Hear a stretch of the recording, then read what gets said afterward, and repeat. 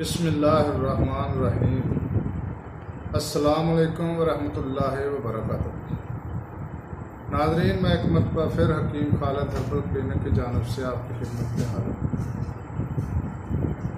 नाज़रीन, हर रोज़ की तरह एक वीडियो मैं आपकी खिदमत में पेश करता हूँ जो कि आपकी रहनुमाई के लिए पेश की जाती है।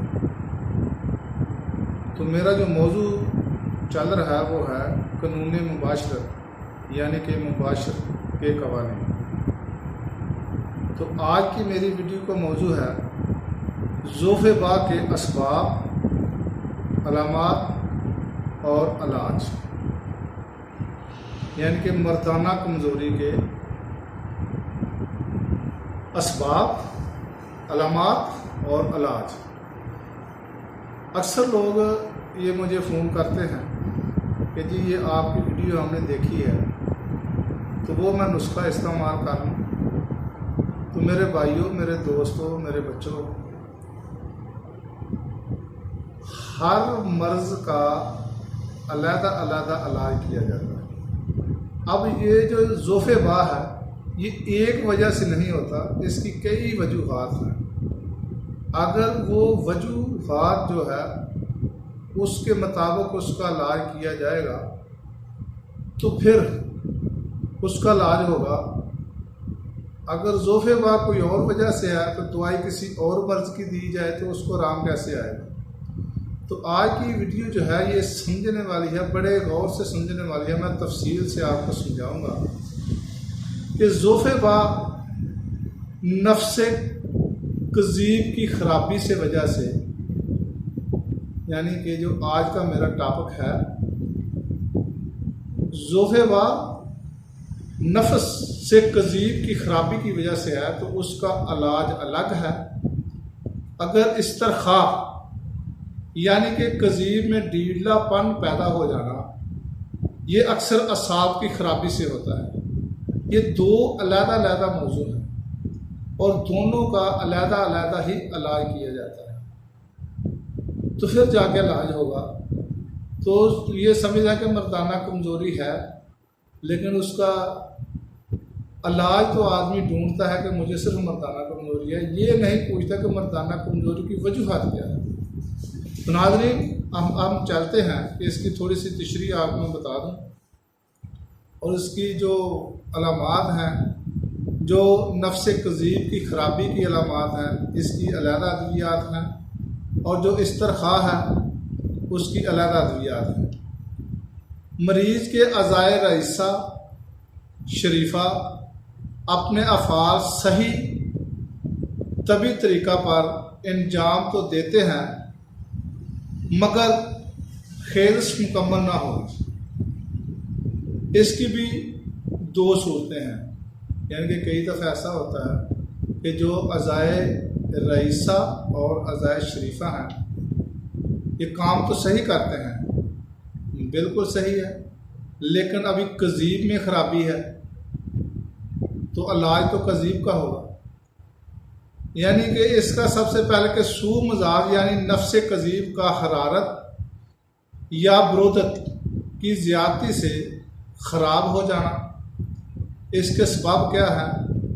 किसी गैर मामूली तरीक़ा पर हरारत का बदन में ज़्यादा हो जाना।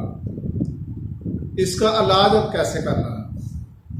ऐसी सूरत में हल्की सर्द दवाओं और ग़ुज़ाओं से मजाज की तदील करें। बतौर दुआ खमीरा संदल वर्क नुकरा मिलाकर सबसे पहले ये खिलाएं। उसके बाद तुखम कशनीर यानी कि खुशक धनिया जो है, तुखम सरवाली पानी में पीस कर शरबत बजूरी 1 तोला यानी कि शरबत बजूरी 12 1 तोला मिलाकर अरक क्यूड़ा अरक बैत मुशक 4 तोला मिलाकर सुबह शाम ये पिलाएं। ये इसका इलाज है। रोगन कद्दू रोगन खशकाश की तमाम बदन खुसूसन तालू और सर पर मालिश करें। इसको तिब में तदहीन कहते हैं कि रोगन कद्दू लेना है, उसके बाद रोगन खशखास कि तमाम जिस्म पर, पूरे बदन पर इसकी मालिश करनी है, और तालू और सर पर भी मालिश करें। तो ये है इसका, यानी कि मालिश करनी है। इसको ग़िज़ा कौन सी हमने देनी है। सर्द निबातात इस्तेमाल करें, मसलन टिंडा, तोरी, पालक, काहू, कद्दू, मूंग की दाल, अनार, आड़ू, खीरा, ककड़ी, सेब, अमरूद, तरबूज, अंगूर, मीठा दही, शकंजबी सादा, अंडे की सफ़ेदी पकाकर खिलाएं। ये थी उनकी ग़िज़ाएँ जो नफ्स कज़ीब की ख़राबी की वजह से जिनको मर्दाना कमज़ोरी होती है। अब इसके लिए परहेज़ क्या है। गोश्त हर किस्म का, ख़ुसूसन बड़ा गोश्त, प्याज़ा मुर्ग यानी कि अंडा सालम, गरम मसाला, मसूर की दाल, सुर्ख मिर्च वगैरह। नंबर किसी गैर मामूली तरीका पर सर्दी का बदन में पैदा हो जाना, यानी कि मैंने पहले इनका इलाज बताया कि सू मजाज यानी नफ्से कज़ीब का हरादत या बरोदत की ज़्यादती से ख़राब हो जाना। यानी कि नफ्स से जो कज़ीब है इसकी भी खराबी की दो वजूहात हैं। पहली वजूहात का मैंने इलाज बता दिया आपको, जो कि सू मजाज यानी नफ्स कज़ीब का हरारत या बरूद की ज़्यादती से ख़राब हो जाना। अब नंबर दो जो दोम है, किसी गैर मामूली तरीका पर सर्दी का बदन में पैदा हो जाना। इसका सबब क्या है, यानी कि इसका असूली इलाज क्या है। ऐसी सूरत में गर्म दवाएँ और ग़िज़ाएँ दें। अब देखें कि पहली जो है खराबी, उसमें सर्द दवाएँ दी गई हैं, सर्द ग़िज़ाएँ दी गई हैं और सर्द मालिश कराई गई है। अब जो है इसका इलाज जो है ये गर्म ग़िज़ाओं से है और गर्म ही अद्वियात से। यानी कि आपको समझ आ रही होगी कि मर्दाना कमज़ोरी का इलाज एक दुआओं से नहीं किया जाता, बल्कि उसकी वजह देखी जाती है, उसके असबाब देखे जाते हैं कि ये किस वजह से है, उसके मुताबिक उसका इलाज किया जाए तो फिर ये उसको फ़ायदा होता है। यानी कि मजून लबूब कबीर, हमरा अरक, माल हम अरक, गुज़र यानी कि गाजर का अरक यानी कि सफ़ेद चीनी सुबह शाम मिलाकर पिलाएं। इसकी जो तदहीन है, ये मालिश किस चीज़ की करनी है। रोगन सोसन, रोगन माल कंगनी, रोगन क्रम्फल, रोगन दालचीनी मिलाकर तमाम बदन और ख़ुसूसन कज़ीब, कांजरान, पेड़ों पर मालिश करें। पहली जो वजह है उसकी सर्द चीज़ों से मालिश कराई गई है। अब जो ये दूसरी वजूहात है ये गर्म चीज़ों से मालिश कराई गई है। तो नाज़रीन, इन चीज़ों का समझना जानना बहुत ही ज़रूरी है, तो फिर जाकर इन अमराज का इलाज किया जाता है। और इनकी ग़िज़ा क्या है। भुना हुआ गोश्त, प्याज़ा मुर्ग, गोश्त। अब देखें कि पहली मर्ज़ में प्याज़ा मुर्ग को परहेज़ कराया गया कि ये नहीं देना, अब इसमें उसको दिया गया है, यानी कि भुना हुआ गोश्त देना है। पहली वजह में गोश्त भी मना किया गया है। अब प्याज़ा मुर्ग देना है, मुर्गे का गोश्त देना है, यानी कि मछली के कबाब बनाकर खिलाने हैं। अंगूर, सरदा, गाजर वगैरह चीज़ें इस्तेमाल करें। अब परहेज़ किस चीज़ों का, सर्द अशिया, मसलन सर्द तरकारियों और फाकिहात से परहेज़ कराएं। नीज सर्द पानी से तहारत और गुस्ल से भी परहेज़ करें। अब नंबर दो, बे यानी कि इस्तरखा। पहले नफ्से कज़ीब की खराबी, अब जो है ये इस्तरखा का इलाज जो है, अगर मर्दाना कमज़ोरी इस्तरखा की वजह से है, यानी कि कज़ीब में ढीलापन पैदा हो जाना, ये अक्सर असाब की खराबी से होता है। अब ये दूसरी वजूहात है इस्तरखा की, यानी कि नफ्से कज़ीब की खराबी जो है उसकी भी दो वजूहात हैं। अब ये जो इस्तरखा है इसका देखें, इसकी अलामात क्या है। कज़ीब में ढीलापन पैदा रहता है, ढीलापन रहता है और इंतशार कामिल नहीं होता। ज़ोफ़ लागरी तमाम बदन की, यानी कि इसकी भी दो वजूहात हैं। पहली वजूहात ज़ोफ़ असाब तनासली और ज़ोफ़ नखा, और दूसरी वजूहात ज़ोफ़ लागरी तमाम बदन की। इसके असबाब क्या हैं? अक्सर पुराने मरीज़ों को हो जाया करती है ज़ियाबैतस यानी कि शुगर, खून की कमी, कला गुर्दा के अमराज, हराम मगज़ का दुबला हो जाना, दिमागी रसोलियाँ, दिमाग या हराम मगज़ में चोट लग जाना, असहाल मुज़म्मन, खूनी उल्टियाँ, जरियान मनी, खूनी बवासीर, नक्सीर वगैरह वगैरह, ये इसकी वजूहात हैं, यानी कि ज़ोफ़ पा की। इसकी अलामात है तमाम बदन में खुशक, लागर, ज़र्द, ज़ईफ़ और नब्ज़ सलब होती है। इसका इलाज क्या है? सबाब रफ़ा करने के बाद खून ज़्यादा पैदा करने वाली, आम सेहत को बहाल करने वाली और अज़ाए रईसा को ताकत देने वाली दुआएं और ग़िज़ाएं इस्तेमाल कराएं। मसलन कुश्ता तिला यानी कि सोने का कुश्ता, अल अहमर, लबूब कबीर, मजून कलां, मजून जालिनूस लोलवी, मजून मरू अलरवा, मजून आज़म, मुफ्रा आज़म।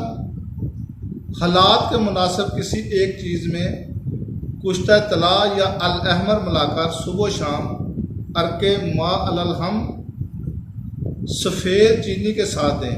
खाना खाने के बाद हुब्बे अंबर मोमियाई या हुब्बे कीमिया इशरत या हुब्बे अहमर दूध के साथ खिलाएं। ये देखें कि हर मर्ज़ की अलग-अलग अद्वियात हैं। ये जितनी भी अद्वियात हैं, ये मरकबात हैं, मुजरबात हैं, ये किसी भी मुस्तनद कंपनी यानी कि जो अच्छी कंपनी है उस कंपनी से आप ख़रीद लें। अब ज़मात जो है बराए इस्तरखा यानी कि कज़ीब, मुफीद व मददगार, जमा करमफल, यानी कि अब ज़मात जो है जिसका इन चीज़ों से आपने करना है, करमफल, जोंद बदुस्तर, अकरकरा, फरफ्यून, मुवेज़, दालचीनी, पोस्त, बैग, कुनीर सफ़ेद, खरू खूब बारीक पीस कर ब्रांडी में हल करें और असर खालस यानी कि शहद के साथ की लाग से जंगली बेर के बराबर गोलियां बनाएं। एक गोली अल्कोहल असली या आबे ज़हर गौ में घिस कर शब को रात को यानी कि सोते वक़्त ज़िक्र व खसिया यानी कि कज़ीब और खसिया वगैरह पर इसका इस्तेमाल करें। सुबह को गर्म पानी से धो डालें, यानी कि ये है ज़मात। अब इसको ग़िज़ा कौन सी देनी है? उम्दा, मकवी, सरीउल हज़म, कसीरुल ग़िज़ा और खून ज़्यादा पैदा करने वाली आपने इन लोगों को ग़िज़ाएँ देनी है। मसलन फरबा चूज़े यानी कि मुर्ग का जो फरबा चूज़ा है उसका गोश्त, प्याज़ा मुर्ग यानी कि अंडा, बड़ा गोश्त भी आप दे सकते हैं, जुआन भेड़ या बकरे का गोश्त, ताज़ा मछली का गोश्त, हिरण का गोश्त, ऊँट के बच्चे का गोश्त, चकोर, कबूतर, तीतर, तिलियर, बटेर, चिड़े और उनके अंडे, कबूतर के अंडे यानी भुनी हुई मछली, मगज़ भेड़ बकरी, मुर्गाबी, बतख और चिड़ों का इस्तेमाल ज़्यादा कराएं। चिड़े और कबूतर के बच्चे जो उड़ने के लायक हो गए हों भून कर लहसुन, जर्जीर, तारपीन का तेल मिलाकर दें। प्याज़ा नीम बरस यानी कि आधा भुना हुआ अंडा, फलफल स्याह सफ़ेद, कज़ीब गौ के साथ, प्याज़ा मुर्ग। हमेशा चिड़ों का गोश्त खाना और पानी की जगह दूध पीना कजीब में सख्ती पैदा करता है। पैदा मुर्ग, प्याज कलां, चने की दाल घी में भूनकर और पीसकर शहद में मिलाकर 7 रोज तक खाएं। मगज, बैजा मुर्ग, गोश्त की यखनी, आबे अदरक, आबे पुदीना घी में भूनकर पकाएं। यानी कि करमफल, यानी कि जब ये भून कर उसको उतारना, उसके बाद यानी कि करमफल, फलफल से आप दालचीनी पीस कर छिड़क कर खिलाएं। ऊपर से 1 तोला नान खा लें। खरीसा दरमियाना, ज़ाफ़रान, अनीसों और दालचीनी के साथ खाएं। सफ़ेद प्याज 2-3 डलियाँ कतर कर हिंग, कली और देगची में डालकर दें और रोटी के साथ खाएं। उस दिन दूसरी चीज़ ना खाएं। हलवा को जिसमें शहद, जोज़बवा, जावित्री, पिस्ता, खोपरा, चिलगोज़ा, दालचीनी वगैरह ये सब खा सकते हैं आप। दूध, चावल, दालचीनी और शक्कर के साथ शीरा बादियान, फलूदा, छुहारे दूध में पकाकर खाएं। अंजीर, अंगूर, अनार, केला, किशमिश, खरबूजा, गाजर, शलगम, चने, स्याह, प्याज, बाकला, लोबिया, मेथी, पिस्ता, चिलगोज़ा, बादाम, खोपरा, तिल वगैरह आप खा सकते हैं। यानी कि आप परहेज़ क्या है, जमा, रंजो गम और तुर्श अशिया से परहेज़ करें।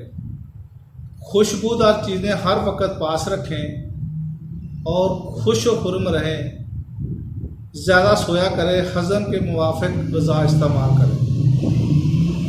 तो नाज़रीन, ये थी आज की मौजू। और जो और चीज़ मैं आपको समझा दूं कि दूध और खटास जो तुर्श अशिया हैं वो एक साथ नहीं खानी चाहिए। इस तरह दूध और मछली, क्योंकि इससे बर्स का खौफ होता है, ऐसी ग़िज़ाओं में कम से कम 4 घंटे का फासला होना चाहिए। अगर इससे ज़्यादा हो जाए तो बेहतर है। तो नाज़रीन, ये बड़ी समझ कर और इसको बड़े गौर से इस वीडियो को देखें और आप लोगों को समझ आ जाएगी। जो लोग ये कहते हैं कि जी बीमारी तो एक ही है और उसका इलाज भी एक ही होना चाहिए, मेरे भाइयों ये बीमारी एक नहीं होती। बीमारी की वजूहात क्या होती हैं, तो इसको समझें, फिर इसके मुताबिक अपना इलाज कराएं। इलाज कराते वक्त आप तहम्मुल मिजाज से काम लें। तो नाज़रीन, मेरी वीडियो अगर आपको ये पसंद आए तो मेरा चैनल हकीम खालिद हरदो को सब्सक्राइब करें, लाइक करें, शेयर करें और कमेंट्स दें। और अगली वीडियो तक के लिए इजाज़त दें। खुदा हाफ़िज़। अस्सलामु अलैकुम व रहमतुल्लाहि व बरकातहू।